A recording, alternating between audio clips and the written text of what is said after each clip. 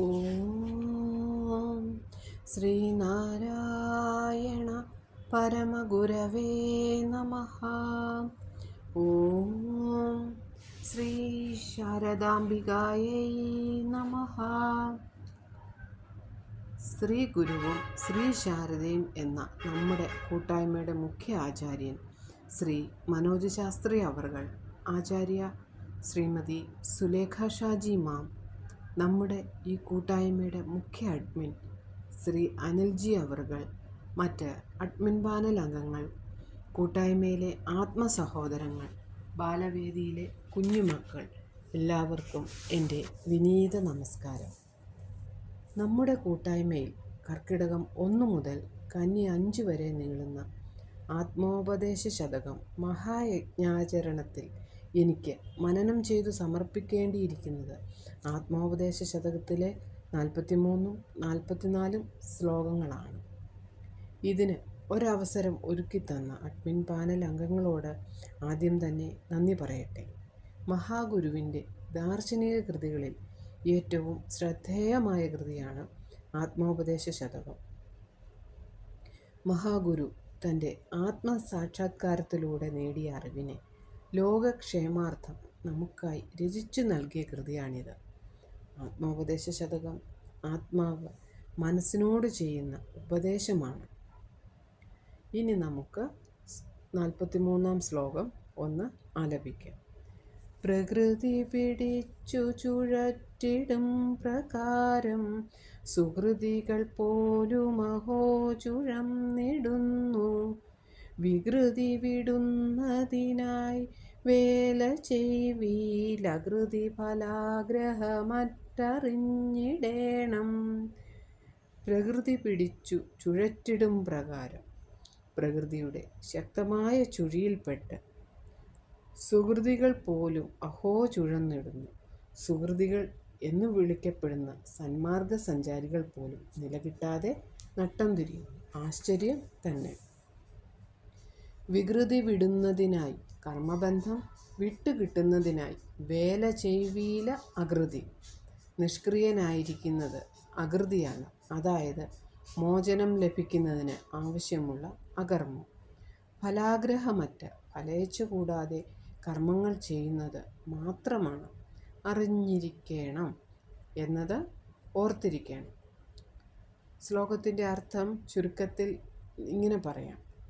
പ്രകൃതിയുടെ ശക്തമായ ചുഴിയിൽപ്പെട്ട് സന്മാർഗികൾ പോലും നിലകിട്ടാതെ നട്ടം തിരിയുന്നത് ആശ്ചര്യം തന്നെ.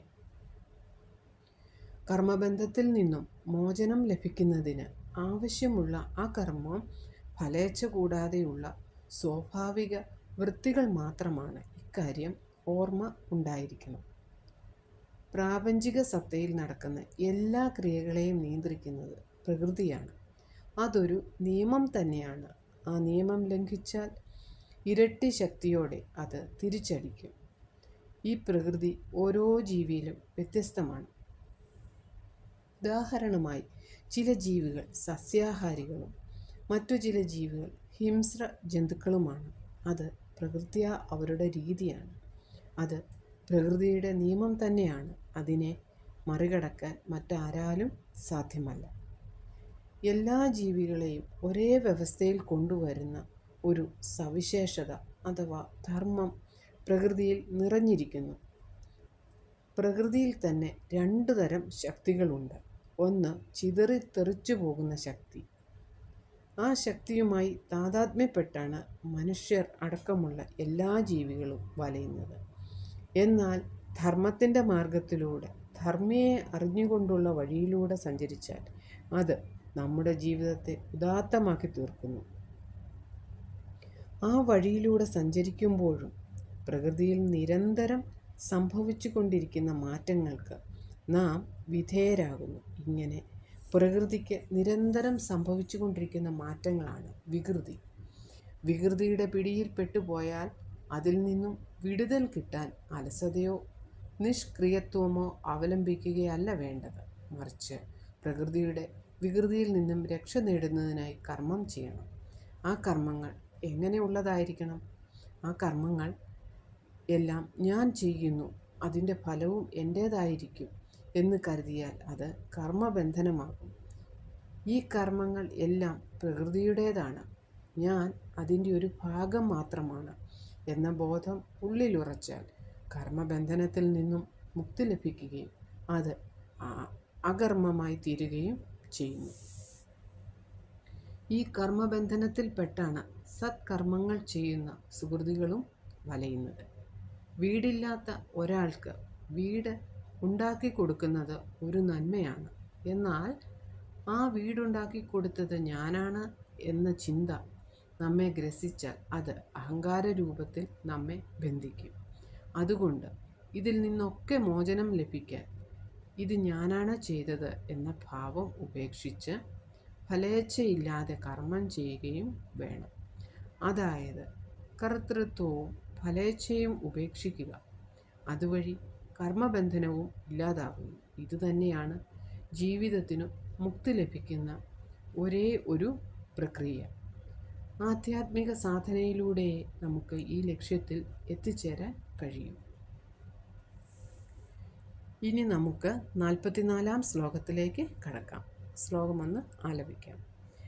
പല മതസാരവുമേകമെന്നു പാരാതെ ഉലകിലൊരാനയിലന്ധരെന്ന പോലെ പലവിധ യുക്തി പറഞ്ഞു പാമരന്മാർ അലവതു കണ്ടലയാതമർന്നിടേണം. പല മതസാരവും, എല്ലാ മതങ്ങളുടെയും സാരം, ഏകം എന്നു പാരാതെ, ഒന്ന് തന്നെ എന്നു മനസ്സിലാക്കാതെ, ഉലകിൽ, ലോകത്തിൽ, ഒരാനയിൽ അന്ധരെന്ന പോലെ, ആനയെ കണ്ട അന്ധന്മാരെ പോലെ, പലവിധ യുക്തി പറഞ്ഞ് പലവിധത്തിലുള്ള വാദങ്ങൾ ഉന്നയിച്ച് പാമരന്മാർ, അറിവില്ലാത്തവർ, അലവത് കണ്ട്, ലക്ഷ്യബോധമില്ലാതെ ചുറ്റിത്തിരിയുന്നത് കണ്ട് അലയാതെ, നാം അവരെ പോലെ അലയാതെ അമർന്നിടേണം. ആത്മബോധത്തിൻ്റെ അഭിപ്രായ ഭിന്നതയില്ലാത്ത നിലയിൽ എത്തിച്ചേരണം. ശ്ലോകത്തിൻ്റെ അർത്ഥം ചുരുക്കത്തിൽ ഇങ്ങനെ പറയാം. എല്ലാ മതങ്ങളുടെയും സാരം ഒന്നു തന്നെ എന്നു മനസ്സിലാക്കാതെ, ആനയെ കണ്ട അന്ധന്മാരെ പോലെ പല വിധത്തിലുള്ള വാദങ്ങൾ ഉന്നയിച്ച് അറിവില്ലാത്തവർ, ലക്ഷ്യബോധമില്ലാതെ ചുറ്റിത്തിരിയുന്നത് കണ്ട് നാം അവരെ പോലെ അലയാതെ സത്യം തിരിച്ചറിഞ്ഞ് ആത്മബോധത്തിൻ്റെ അഭിപ്രായ ഭിന്നത ഇല്ലാത്ത നിലയിൽ എത്തിച്ചേരണം. ആധ്യാത്മിക സാധന മനുഷ്യന് പരിചയിപ്പിച്ചു കൊടുക്കുക എന്നതാണ് എല്ലാ മതങ്ങളുടെയും ലക്ഷ്യം. എല്ലാ മതങ്ങളും ഒരുപോലെ മുന്നോട്ട് വയ്ക്കുന്ന ഒരു കാര്യം, ഈശ്വരൻ ഒന്നേയുള്ളൂ, അതായത് സത്യം ഒന്നേയുള്ളൂ. ഓരോ മതത്തിൻ്റെയും ആചാര അനുഷ്ഠാനങ്ങൾ തമ്മിൽ പ്രകടമായ വ്യത്യാസങ്ങൾ കണ്ടുവരുന്നുണ്ട്. അതുകൊണ്ട് സാമാന്യ ജനങ്ങൾ ഇതൊക്കെ വേറെ വേറെ എന്നു കരുതുന്നു. പല പല ദിക്കിൽ നിന്നും ഉത്ഭവിച്ച് പല വഴികളിലൂടെയും സഞ്ചരിച്ച് എല്ലാ നദികളും അവസാനം എത്തിച്ചേരുന്നത് കടലിലാണ്. അതുപോലെ തന്നെയാണ് മതങ്ങളും. അവ അവസാനം ഈശ്വരനിൽ ലയിക്കുന്നു. പക്ഷേ മനുഷ്യന്മാർ ഇക്കാര്യം മനസ്സിലാക്കാതെ കുരുടന്മാർ ആനയെ കണ്ട പോലെ സംസാരിക്കുന്നു. കുരുടന്മാർ ആനയുടെ ഓരോ അവയവത്തെ സ്പർശിച്ചു നോക്കി അവർ എത്തിച്ചേർന്ന നിഗമനത്തെക്കുറിച്ച് പറയുന്നു. സത്യത്തിൽ ആന എന്ന ജീവിയെ മുഴുവനായും കാണാനോ മനസ്സിലാക്കാനോ അവർക്ക് കഴിയുന്നില്ല. അതുകൊണ്ട് ഓരോ യുക്തികൾ പറഞ്ഞ് അവർ തർക്കിക്കുന്നു. നമുക്ക് ചുറ്റിനും മതങ്ങളുടെ കാര്യത്തിൽ ഇതേ തർക്കങ്ങൾ തന്നെയാണ് നടക്കുന്നത്. പലവിധ യുക്തികൾ പറഞ്ഞ് സ്വന്തം നിലപാട് സ്ഥാപിച്ചെടുക്കുന്നത് പാണ്ഡിത്യത്തിൻ്റെ ലക്ഷണമായി കരുതുകയും ചിലർ അവരെ പണ്ഡിതരെന്ന് വിളിക്കുകയും ചെയ്യുന്നു. എന്നാൽ ഈ ശ്ലോകത്തിൽ അങ്ങനെയുള്ള പണ്ഡിതരെ പാമരന്മാർ എന്നാണ് സ്വാമി തൃപ്പാദങ്ങൾ വിശേഷിപ്പിച്ചിരിക്കുന്നത്. പലവിധ യുക്തികൾ പറഞ്ഞ് തൻ്റെ മതമാണ് ശ്രേഷ്ഠം എന്നു സ്ഥാപിച്ചെടുക്കുവാൻ ശ്രമിക്കുന്നതിലൂടെ പലപ്പോഴും അസത്യത്തെ സത്യമാക്കി സ്ഥാപിച്ചെടുക്കുകയാണ് ചെയ്യുന്നത്. മറ്റു ജീവികളെ അപേക്ഷിച്ച് ചിന്താശക്തി മനുഷ്യൻ്റെ മാത്രം സവിശേഷതയാണ്. ഏതൊരു കാര്യവും യുക്തിക്കു നിരക്കുന്നതാണോ എന്നല്ല, അത് സത്യമാണോ എന്നു തിരിച്ചറിയാനാണ് നാം ശ്രമിക്കേണ്ടത്. അതിനായി നമ്മുടെ ചിന്താശക്തിയെ നേരാംവണ്ണം വിനിയോഗിക്കുകയും അതിലൂടെ സത്യത്തെ തിരിച്ചറിയുകയും അതുവഴി ശാന്തിയും സമാധാനവും ആനന്ദവും നമ്മുടെ അന്തരാത്മാവിൽ അനുഭവിച്ചറിയാൻ നമുക്ക് കഴിയും. എൻ്റെ ഈ എളിയ വിവരണം ഭഗവാന്റെയും ശാരദാംബയുടെയും തൃപ്പാദങ്ങളിൽ സമർപ്പിക്കുന്നു. ഇത്രയും നേരം എന്നെ ശ്രവിച്ച ഏവർക്കും സ്വാമി തൃപ്പാദങ്ങളുടെയും അമ്മ തമ്പുരാട്ടിയുടെയും അനുഗ്രഹവും കൃപാകടാക്ഷവും ഉണ്ടാവട്ടെ എന്നു പ്രാർത്ഥിക്കുന്നു. നന്ദി, നമസ്കാരം.